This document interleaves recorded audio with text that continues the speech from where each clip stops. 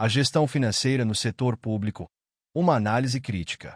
A gestão dos recursos financeiros no setor público é uma temática que ganha cada vez mais destaque em um contexto em que a efetividade das ações governamentais é cada vez mais exigida pela sociedade. Esta gestão não é apenas uma função burocrática.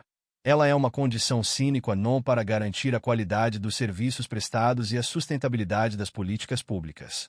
Em última análise, a forma como o Estado lida com o seu orçamento e suas finanças impacta diretamente a vida dos cidadãos, refletindo-se em áreas como educação, saúde, infraestrutura e segurança. Para compreender a importância da gestão financeira, é preciso antes entender o papel do Estado na sociedade. De acordo com a definição de Gropali, o Estado é uma pessoa jurídica soberana que possui a responsabilidade de garantir o bem-estar e o progresso social. Para cumprir essa função, o Estado precisa arrecadar e dispor de recursos financeiros que lhe permitam prestar serviços públicos que atendam às necessidades da população. A atividade financeira do Estado é, portanto, multidimensional, envolvendo receitas, despesas, orçamento e crédito público, conforme detalha Pereira.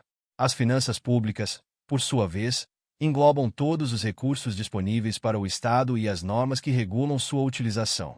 Essa área de estudo é situada na intersecção entre a economia e as ciências políticas e envolve a análise de receitas, despesas e o papel do Estado na economia. O objetivo maior da gestão financeira pública deve ser a maximização do benefício social, princípio que justifica a intervenção estatal na economia. Essa intervenção se traduz na obrigação do governo de devolver à sociedade, na forma de bens e serviços, os recursos que arrecada por meio de tributos. O conceito de troca voluntária, no âmbito das finanças públicas, é fundamental para a compreensão da relação entre o cidadão e o Estado. A lógica aqui é simples. Os cidadãos pagam impostos, em contrapartida, esperam receber serviços públicos de qualidade que justifiquem esses gastos.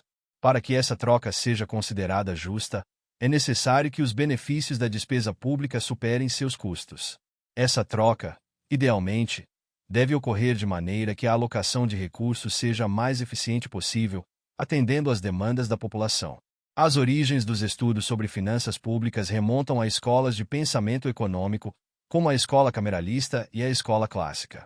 A escola cameralista, predominante na Alemanha e na Áustria entre os séculos XVI e XVIII, enfocava a criação e a administração do patrimônio público, defendendo uma postura intervencionista do Estado para garantir o desenvolvimento nacional. Já os economistas clássicos, como Adam Smith e Ricardo, defendiam a mínima intervenção estatal na economia, sustentando que o setor privado era mais eficiente na alocação de recursos.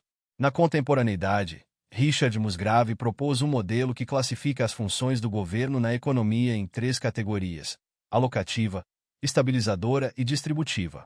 Essas funções se complementam, já que a estabilidade econômica pode melhorar tanto a alocação de recursos quanto a distribuição de renda. Por exemplo, o governo pode atuar na alocação de recursos ao investir em infraestrutura, ao mesmo tempo em que estabiliza a economia por meio de políticas fiscais e monetárias. O Brasil apresenta um histórico interessante no que diz respeito ao papel do setor público na economia. Durante o regime militar, por exemplo, a função alocativa do governo era predominante, com o Estado assumindo um papel central na oferta de bens e serviços. No governo Fernando Henrique Cardoso, houve uma tentativa de redução da presença do Estado na economia, com a implementação de reformas que buscavam privatizar alguns serviços e estabilizar a economia. No entanto, o governo Lula reverteu parcialmente essa tendência, adotando programas sociais que visavam a redistribuição de renda e o combate à pobreza. A discussão sobre a função do setor público na economia também é enriquecida pela Lei de Wagner, que sugere que os gastos públicos tendem a crescer mais rapidamente do que o Produto Interno Bruto, PIB. Essa teoria sugere que, mesmo com a redução da presença do Estado, novas demandas por serviços públicos surgem à medida que o setor privado expande sua atuação. Isso implica que o governo deve se adaptar a essas novas realidades, aumentando sua presença em áreas onde o mercado não consegue oferecer soluções adequadas. Outro ponto importante a ser destacado são as falhas de mercado, que são situações em que o setor privado não consegue alocar recursos de maneira eficiente. Nessas circunstâncias, a intervenção do setor público torna-se necessária. As falhas de mercado incluem a indivisibilidade de bens, externalidades e incertezas na oferta de produtos. Por exemplo, serviços como a defesa nacional ou a saúde pública são considerados bens indivisíveis, uma vez que seu acesso não pode ser restrito a indivíduos que pagam por eles. O Estado, portanto, deve garantir que todos os cidadãos tenham acesso a esses bens essenciais. As externalidades, tanto positivas quanto negativas, também exigem a intervenção do Estado.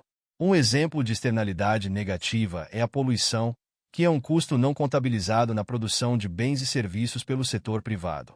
O governo pode intervir regulamentando a emissão de poluentes ou criando incentivos para tecnologias mais limpas. Por outro lado, as externalidades positivas, como a educação, que beneficia não apenas o indivíduo que a recebe, mas toda a sociedade, demandam investimentos públicos para garantir sua oferta. A gestão financeira no setor público, portanto, deve ser vista como uma responsabilidade coletiva. Todos os servidores, especialmente os gestores, devem compreender a importância da alocação de recursos e seu impacto na vida das pessoas. Uma má gestão financeira pode levar à ineficiência, desperdício de recursos e, consequentemente, à insatisfação da população com os serviços públicos. O comprometimento de todos os envolvidos é crucial para garantir que os recursos sejam usados da melhor maneira possível, alinhando as necessidades da sociedade com a capacidade do Estado de atendê-las.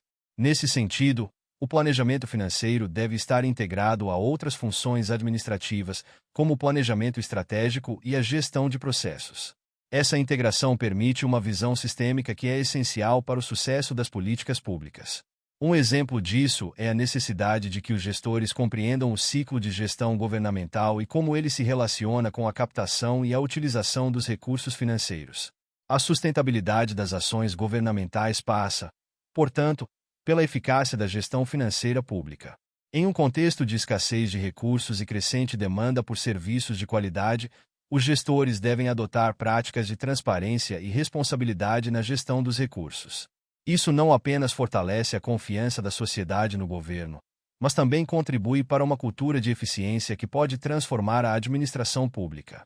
Por fim, a gestão financeira no setor público é um desafio constante que requer habilidade, conhecimento e comprometimento.